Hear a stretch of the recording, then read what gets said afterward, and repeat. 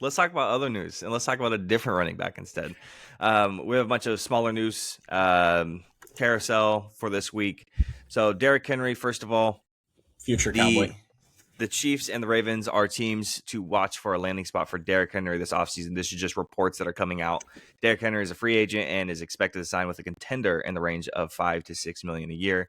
Now, if we're talking about the Chiefs, feel a little bit weird to me. I'm not a big fan of that doesn't make any sense. Yeah, I don't like that one. The Ravens I like a little bit more, but I'm still Love not that. I'm not the biggest fan of that one either. You mentioned the Cowboys, and usually when we're mentioning the Cowboys, we're attached to every single name. Of course, if they're a big name. Jerry's going to go big this year. He promised. Yeah, he says that every year. I don't care about that. He says it every year. He goes on that goddamn podcast, the goddamn radio show, and he says the same thing. We're going all in this year. We're going all in this year. I think we're going to push it in all year, all in this year. We're going to try to get everybody who can. Yeah, I love Texas, and I love the Cowboys. Yeah, I like the Derrick Henry thing to the Cowboys thing, actually, because something that we missed a lot is that red zone presence. When Zeke left, we missed it. We severely missed it. Tony Pollard could not get into the end zone,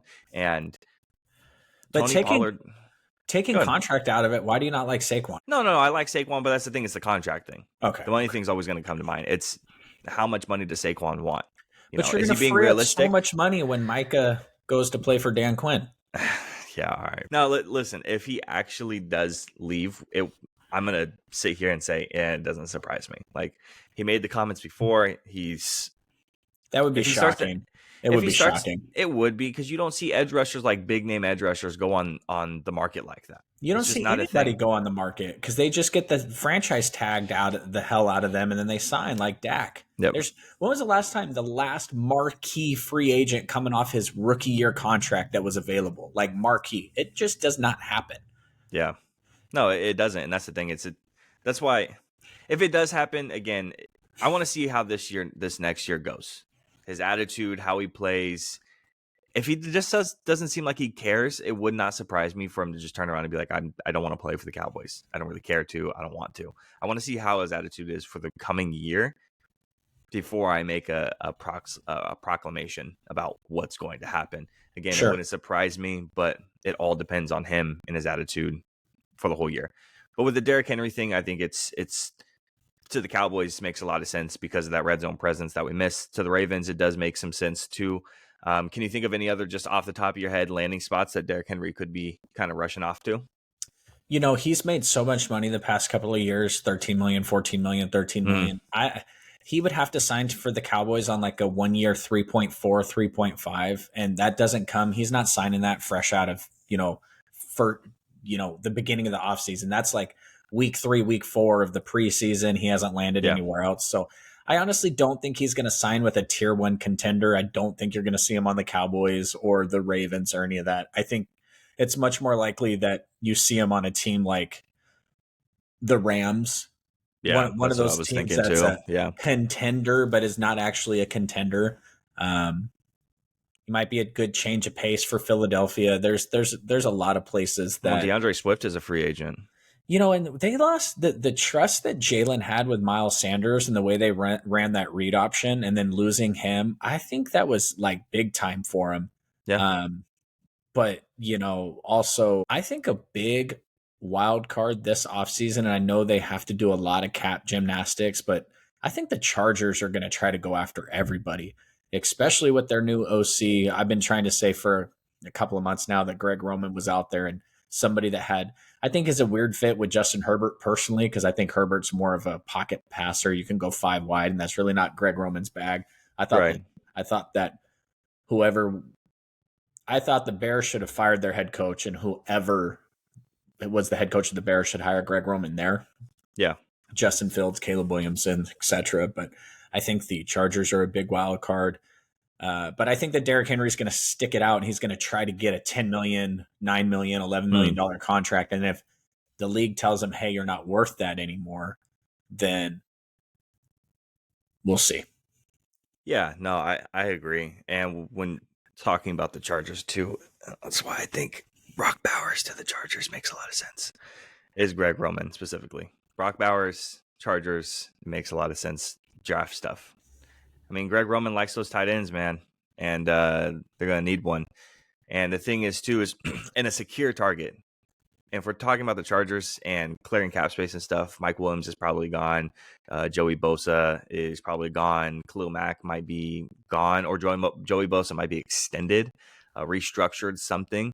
But I think a guy like Mike Williams is going to be out of there. So he's going to need another target for sure. And Josh Palmer's cool, but you need another guy. I want the Chargers to take a wide receiver, but Brock Bowers is definitely an interesting fit. He's a top 10 pick for sure. He's not getting out of the top 10. Yeah. But we'll see what happens, because if it goes wide receiver, I'm sorry, that was stupid. If it goes quarterback, and then at 4, I guess the odds-on favorite is probably Marvin Harrison Jr. Yeah. But you can't go wrong with taking what's the tackle's name? Joe Alt. Yeah, you can't go wrong with taking Joe Alt at 4 also to protect Kyler Murray. Now Marvin Harrison Jr. is sitting there for Justin Herbert. We'll see. Well, then if you after the 49ers win the Super Bowl conversation. Oh, yeah, sure. You mean when they're sitting at pick 31 instead of 32? We'll talk about the draft. We're already in it, so let's talk about the first and second overall picks. The Bears are expected to keep the first overall pick and draft Caleb Williams. This is according to Matt Miller. I think it's the Draft Scout on Instagram. Check out his website. Everyone I spoke to at the Senior Bowl speculated the Bears will draft Williams first overall and then trade Justin Fields for a package potentially centered around the second round pick. Makes a lot of sense. It's something we've been talking about. We did a deal or no deal, and it was to the Falcons for a second round pick. But the second round pick feels like that's what the asking price is currently right now. When it comes to the Caleb Williams conversation, whenever we get into the draft season, everyone starts to get down on certain prospects who have been up the entire year, and guys who have not been up the entire year. They've been kind of in the middle of the process, start to move their way up a little bit further and further and further. We're not doing that this year, Jacob. We're not. We're sticking to our guns. Unless I watch more film. I don't know if you noticed when I sent you the wide receiver list again, stuff moved around. Mm-hmm. Like Keon Coleman moved down a little bit. Tez Walker moved up because I was told to watch his Kent State film instead of just his UNC film. So I went back and watched that. I'm like, damn, I was wrong. My bad. And then I heard a bunch of stuff about separation rate and stuff like that for Keon. And then I moved J.J. McCarthy up too. Forgot to tell you that. I apologize for the J.J. McCarthy disrespect. I moved him up a little bit. I'm not apologizing for the Jaden Daniels stuff because he still looks like complete cheeks and he looks horrible.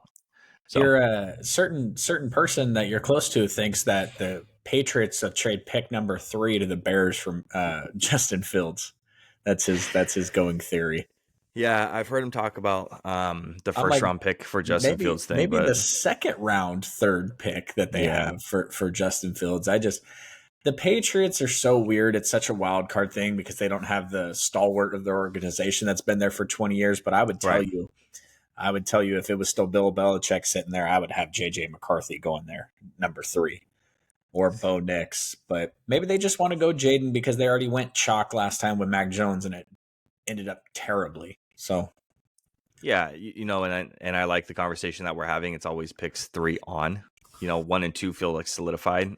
Just for the sake of the second round pick, the Commanders front office have reportedly had internal discussions about selecting Drake May as a second overall pick. According to NFL insiders, Cliff Kingsbury opted out of the Raiders position and chose the Commanders due to their quarterback situation.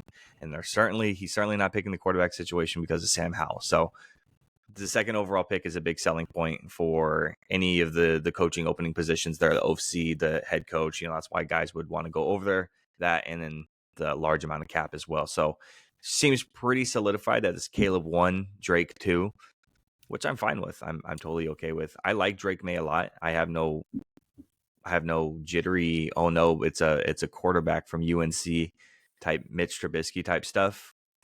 I'm okay with it. Major shout out to the professionalism and awesome nature of this new Washington Commanders regime doing everything the right way.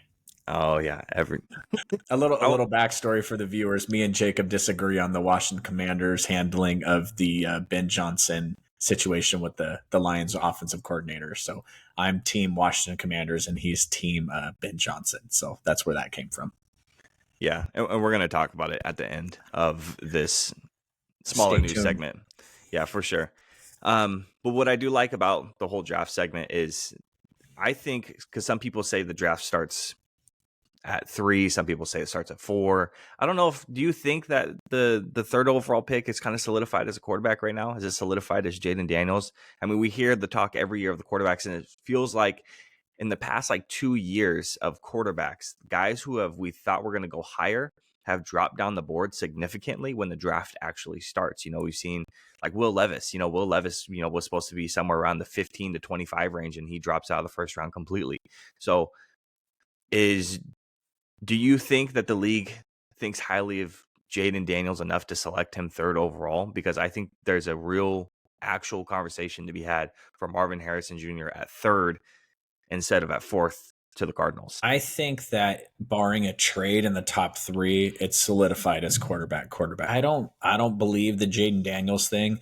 I mean, and one of our first podcasts we did together when we talked about the Heisman, I was like, yeah, it's cool that he won. I like when players that are going back to college win it. And I realized he was coming out. I'm like, he's coming Yeah. out. And then I started seeing the mock drafts and I'm like, I'm just confused because I'm a big believer in Michael Penix, and we'll see where that goes because obviously he has his slight issues also. But Right. barring a trade, their head coach already said in an interview that they're doing all their draft research on the most important position in football and making a franchise altering decision.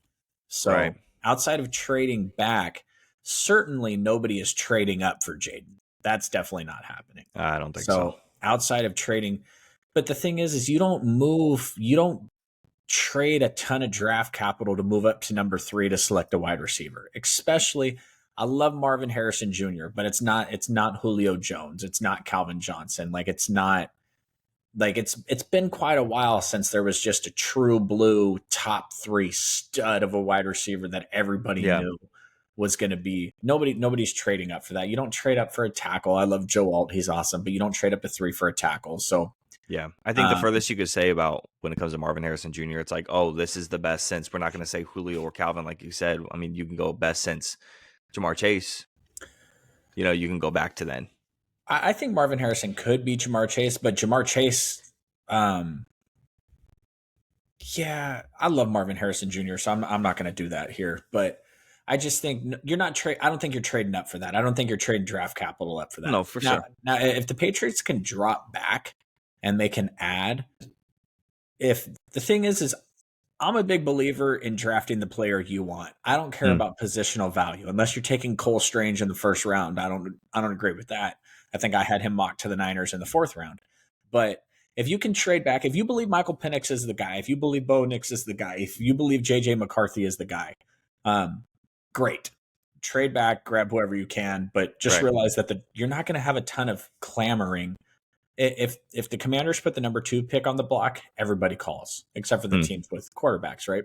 Obviously, if Caleb's up for grabs, everybody calls. The number 3 pick is just, it's like the 49ers trading all that draft capital up a couple years back. And then it's like, all right, well, we already know that these 2 guys are going to be off the board because they're the certified studs. And it's funny because one isn't even going to be a starter next year, and the other one has a bust label that's looming over his head. But there was 3 guys there that were like, okay, is it Mac? Is it Justin Fields? Is it Trey Lance? At number 3, it's just, I don't know. I disagree with the pick, but I'm seeing it mocked everywhere. So maybe I'm just missing it.